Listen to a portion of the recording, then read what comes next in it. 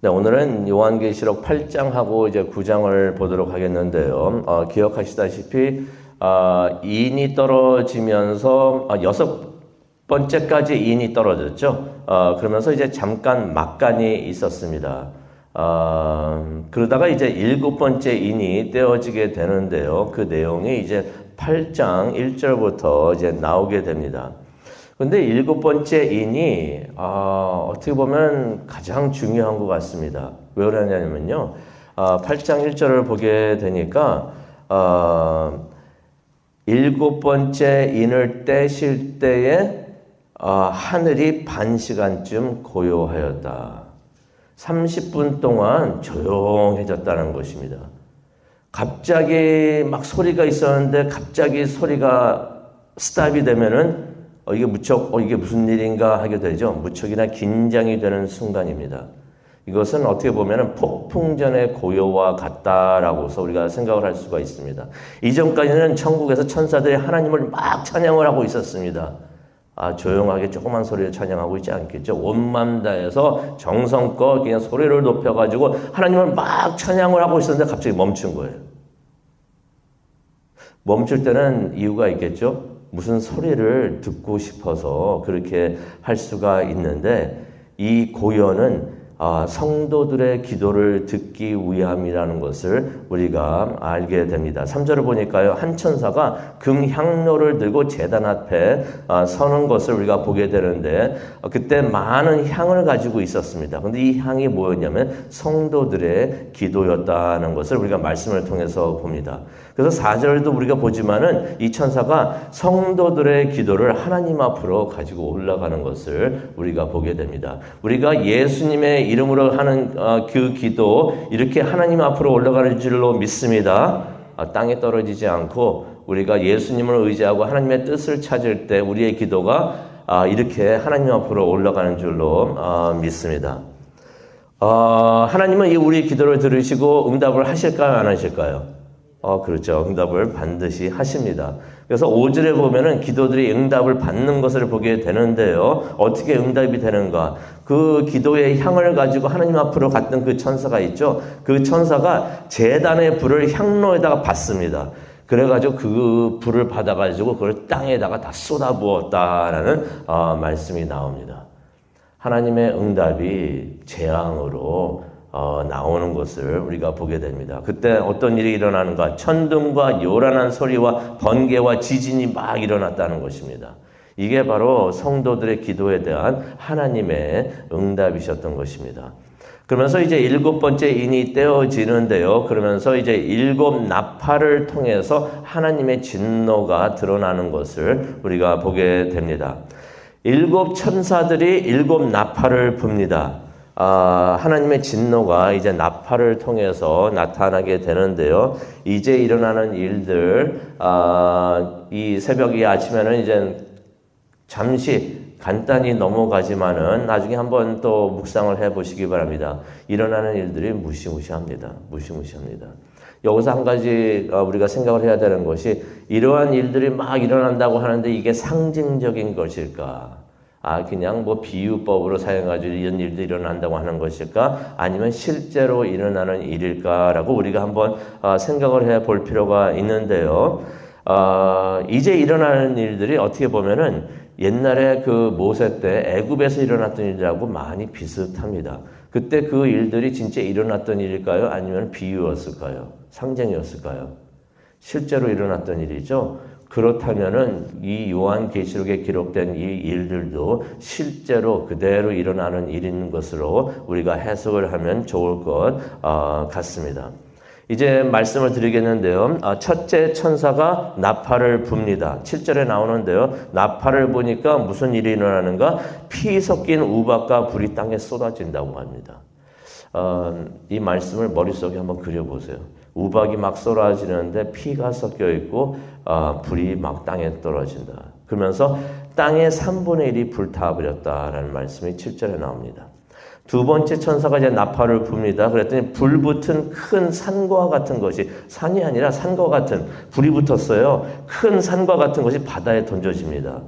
그랬더니 바다에 있었던 피조물이 3분의 1이 그냥 죽어가지고 바다의 3분의 1이 피로 변했다라는 말씀이 8절과 9절에 나옵니다. 애굽에서 있었던 거하고 비슷한 일들이 또 일어나는 것을 우리가 볼 수가 있어요.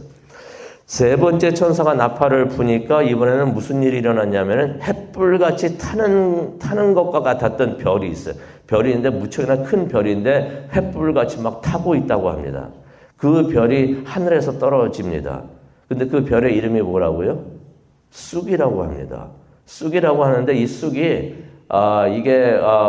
이 해석이 좀 아쉬운 게 쑥하니까 먹는 쑥이 생각이 나요. 저도 이게 말씀을 보면서 쑥하니까 이거 국에 들어가면 시원하고 맛있을 텐데 근데 그런 쑥이 아니에요. 그렇게 생각하면 이거 해석을 잘못돼요.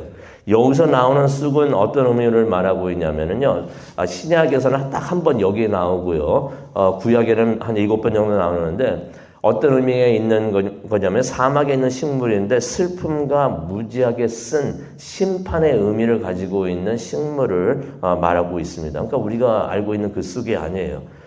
그 별이 강들의 3분의 1에 떨어져가지고 강물들이 어떻게 되냐면 몹시 쓰게 됩니다. 얼마나 썼냐면 사람들이 이 물을 마시고 죽었다라는 말씀이 10절과 11절에 나옵니다.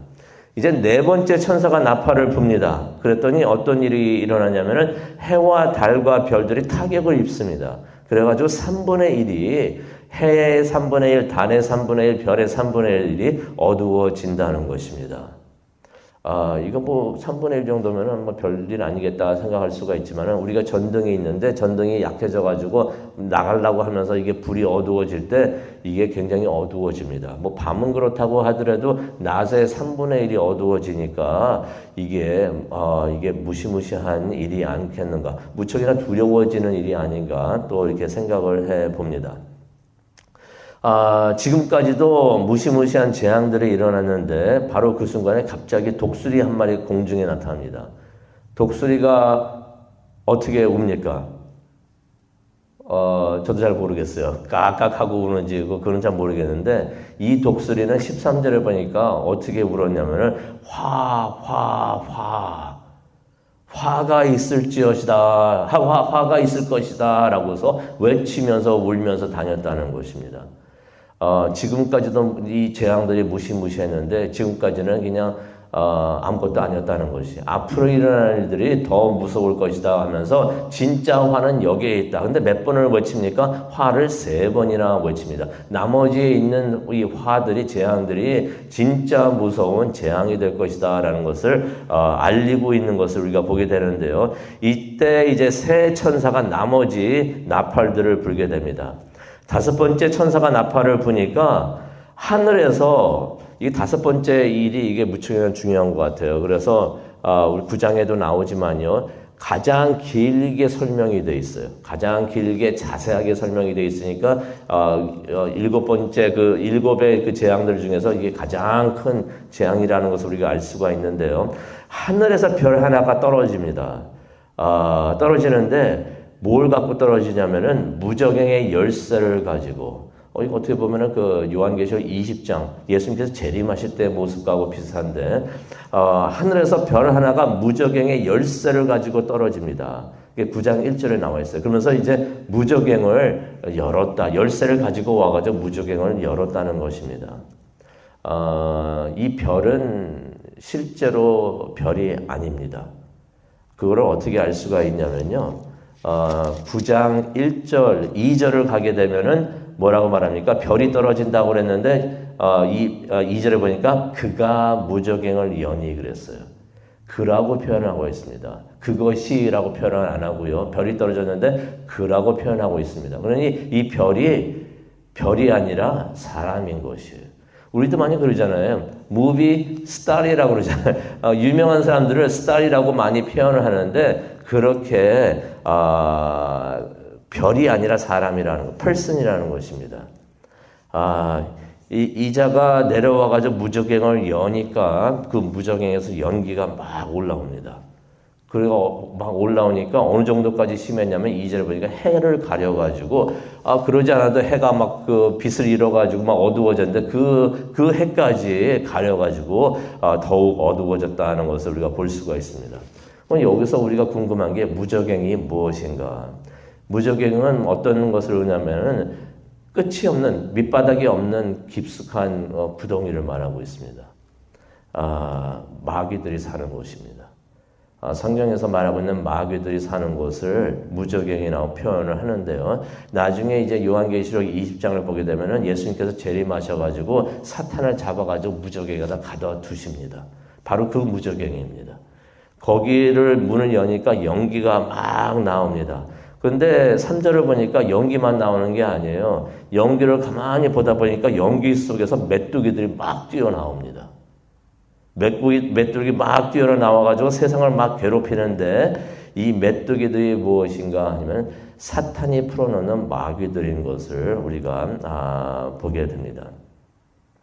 그런데 이 마귀들이 나와가지고 사람들을 막 해하는데요.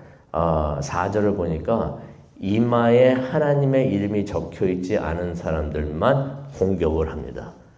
우리가 지난 토요일날 봤었죠. 하나님의 인은 하나님의 씨를 말하는데 하나님의 도장이에요. 성령의 도장이 되는데 에베소서 보면 성령의 동작을 말하고 있는데 우리에게 성령의 도장이 찍혀 있습니다. 예수님을 믿으면 그 순간에 성령의 도장이 찍혀요. 예수님을 믿으시면은 이 보이지는 않지만 성령의 도장이 있는 것을 믿으시기를 바랍니다. 그 도장이 있어야지 없으면은 이때 무척이나 괴롭게 됩니다.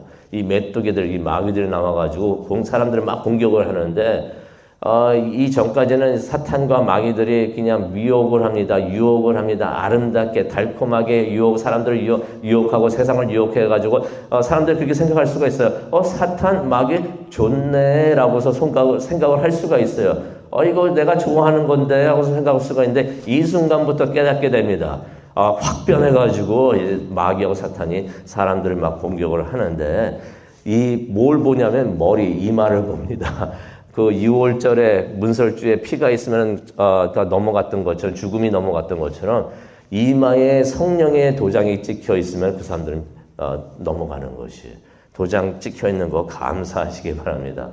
그런데 성경에 보니까 4절에 보니까 이마에 하나님의 인이 없는 사람들만 해하라라고 그래가지고 해하는데 해하라는 것이 죽이란 말이 아니에요. 이게 또 괴롭습니다. 해한다는 것이 죽이는 것이 아니라 5절에 나오죠. 죽이지는 않고 괴롭게만 한다. 근데 이 괴롭다는 것의 그 진도를 좀 알아야 되는데 이게 얼마 정도 이게 괴로운 것이냐면은 저는 전갈에 쏘인 적은 없지만 전갈에 쏘여가지고 죽게 되는 사람들의 소식, 그 뉴스를 아리조나 그런 데서 막 일어나는 소식을 이제 들은 적이 있어요. 전갈에 쏘이면은 막 붓다가 그냥 제때 빨리 이거 손 안 쓰면은 죽게 된다고 합니다. 무척이나 아파하고 무척이나 괴로워한다고 막 그러는데 전갈에 쏘인 것 같은데 괴롭습니다. 너무나 괴로워요. 근데 죽지를 못해요. 너무나 괴롭히는데 괴롭히면서 그냥 막 그렇게 하는 것을 우리는 뭐라고 말합니까? 고문이라고 하죠. 고문을 당하는 것 같이 그런 괴로움을 당한다는 것입니다. 그런데 그런 상황이 5살 동안 계속이 된다는 것이에요. 고문 받다가 그냥 죽으면 되겠지라고 생각하는데 6절을 보니까 사람들이 이때 죽고 싶어도 죽지를 못한다고 합니다. 그러니 얼마나 괴로운 시간이 될 것인가. 여기서 5달이라는 것은 상징적으로 말하고 있습니다. 죽고 싶어도 죽지 못한 그러한 괴로움이 있는 시간이 온다는 것입니다. 근데 이 메뚜기들이 나왔다고 그랬는데 메뚜기 하니까 이 메뚜기가 우리가 머릿속에 그리고 있는 그 메뚜기들인가 보다, 조그마한 그 메뚜기들인가 보다라고 생각을 할 수가 있는데 그게 아닙니다. 그 메뚜기가 마귀라고 그랬죠. 이 마귀들의 모습이 어떠했는가 7절부터 나오는데요. 얼굴은 사람 같습니다. 얼굴은 사람 같고 금멸류관을 쓰고 있어요. 8절과 9절을 보니까 여인의 머리털을 가지고 있었고요. 사자의 이빨을 가지고 있습니다. 이게 상상이 안 되는데 한번 머릿속에 그려보세요. 얼굴은 사람 같고 금멸류관을 쓰고 있고 여자의 머리털을 가지고 있고 사자의 이빨을 가졌고 근데 그 모습은 전쟁 때 사용되는 말과 같다라는 말씀이 8절하고 9절에 나와 있습니다. 근데 이들이 아까 그랬죠. 이 사람들한테 당하면 이제 전갈에 쏘이는 것 같다라는데 10절에 보니까 전갈의 꼬리하고 독침을 가지고 있다. 상징적으로 이제 말을 하고 있는 거죠. 그러고 있는데 그들의 왕이 있습니다. 우두머리가 있어요. 그 우두머리가 누구입니까? 11절에 나오는데 무저갱의 사자라고 말을 하고 있습니다. 왕이 그들의 우두머리를 말하고 있는 것이에요. 근데 그 왕의 이름이 히브리어로는 아바돈이고요. 또 헬라어로는 아볼루원이라고 성경에 기록되어 있습니다. 아바돈, 아볼루원. 우리는 히브리어하고 헬라어를 모르니까 이게 도대체 무슨 말인가 하는데 이게 어떤 의미를 갖고 있냐면 파괴자라는 것입니다. 파괴자. 이전까지는 거짓말을 막 하면서 사람들을 미혹하고 유혹하고 있는데 이 사탄과 마귀들의 본심이 본 모습이 나타나는데 어떠한 모습인가? 파괴자다. 사람들을 파괴하고 사람들을 죽이는 자라는 그 사탄의 이름을 알려주고 있습니다. 그러면서 이제 6번째 천사가 나팔을 붑니다. 그때 한 음성이 들립니다. 13절에 나오는데 한 음성이 나오는데요. 이 음성이 어디서 나오냐면 하나님 앞에 있는 금제단의 넷불에서 소리가 나오고 있습니다. 그 음성이 6번째 나팔을 분 천사에게 이렇게 말을 합니다. 묶여있는 네 천사들을 풀어주라 라는 말을 합니다. 14절에 나오죠. 천사들이 있는데 4명의 천사들이 있는데 이 천사들을 묶여있는데 풀어주라는 것이에요. 이 천사들이 누구일까요? 일단 천사들을 하면은 두 가지를 볼 수가 있는데 하나님의 천사들이 있을 수가 있고 사탄의 천사들, 다시 말해서 마귀들이 될 수 있는데 이게 어느 쪽일까 생각이 드는데 여기서 힌트가 하나 있습니다. 하나님의 천사들은 묶여있지 않겠죠. 묶여있는 천사들을 말하는 것은 뭘 말하면 마귀들을 이야기를 하고 있는 것입니다. 그것을 또 풀어주라는 것입니다. 이전까지 그 메뚜기 같이 막 와가지고 사람들을 세상을 괴롭히고 있었는데 이게 끝난 게 아니에요. 묶여있던 내 마귀들 그것들도 풀어주라. 그래서 그렇게 나가지고 이들이 15절을 보니까 사람의 3분의 1을 죽이는 것을 우리가 보게 됩니다. 말씀을 마치려고 하는데요. 이 내용을 보면서 참으로 안타까운 것이 하나 있습니다. 이렇게 하나님의 진노가 많고 끔찍한 재앙으로 내려오게 되는데 그게 말세예요. 그게 이제 예수님께서 재림하시고 이제 심판하시는 바로 그 앞의 일들이 되는데 참으로 안타까운 것은 무엇이 되냐면은 그럼에도 불구하고 하나님께서 진노하시면서 재앙을 내리시는데 그럼에도 불구하고 이때 사람들이 죽는 건 아니잖아요. 살아남는 사람들이 있습니다. 그런데 그들이 20절을 보게 되니까요. 자신이 저지른 죄들을 하나님의 인이 도장에 찍혀있지 않으니까 이전에 하나님 앞에 나와가지고 회개하지 않고 하나님을 예배하지 않았던 사람들이에요. 그 사람들이 이 순간에도 자신들의 죄를 회개하지 않고 계속해서 죄를 짓는다는 것입니다. 이게 너무나 안타까운 것이에요.